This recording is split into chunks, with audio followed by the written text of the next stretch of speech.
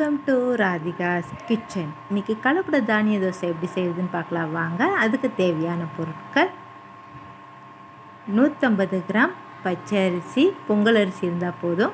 150 gram idli அரிசி, 50 gram பாசிப்பயிர், 50 gram beans கொட்டை, 50 gram கடலப்பருப்பு, 50 கிராம் உளுந்து, 50 கிராம் துவரம்பருப்பு, 50 கிராம் கொள்ளு, 50 கிராம் வெள்ளை முழுக்கடலை, 50 கிராம் அவல். இப்போ எப்படி செய்யுதுன்னு பார்க்கலாம் வாங்க. ஒரு பாத்திரத்தில் இந்த தானிய வகையெல்லாம் போட்டுட்டு அரிசியும் போட்டுட்டு நல்லா ஒரு 2-3 டைமு கழுவிடலாம் அரிசியை.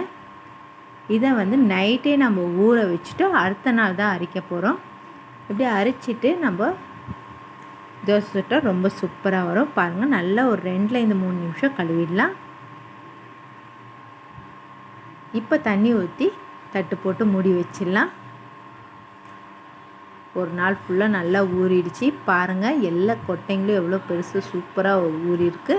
இப்போ இதை கிரைண்டரில் அரைச்சிடலாம்.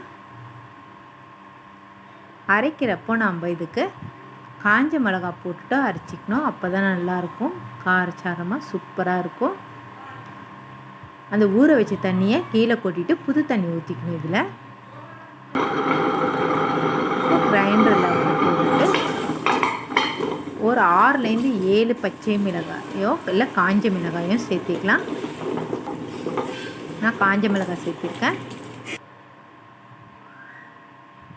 அப்புறம் உப்பு தேவையான அளவு இதிலையே போட்டுடணும். கல் உப்பு சேர்த்திக்கலாம். அப்புறமா உப்பு பத்தலைன்னா கொஞ்சமாக சேர்த்திக்கலாம். பாருங்கள், சூப்பராக அரைஞ்சிருச்சு. இப்போ இது ஒரு பாத்திரத்துக்கு மாற்றிக்கலாம். அவ்வளோதாங்க, நம்மளோட தோசை மாவு ரெடி ஆகிடுச்சு. இப்போ நான் உங்களுக்கு தோசை முருவலான தோசை எவ்வளோ சூப்பராக சுட்டு காட்டுற பாருங்கள். அடுப்பை மீடியம் ஃப்ளேமில் வச்சுட்டு தோசை எவ்வளோ மெலிசாக வருது பாருங்கள். குழந்தைங்க தானியம் சாப்பிட்லனாலும் இப்படி தோசையாக சுட்டு கொடுக்குறப்போ ரொம்ப ருசித்து சாப்பிடுவாங்க. இதுக்கு கார சட்னி ரொம்ப நல்லாயிருக்கும். நீங்களும் வீட்டில் ட்ரை பண்ணி பாருங்கள். கண்டிப்பாக உங்களுக்கும் பிடிக்கும். லைக் பண்ணுங்கள், ஷேர் பண்ணுங்கள், சப்ஸ்கிரைப் பண்ணுங்கள்.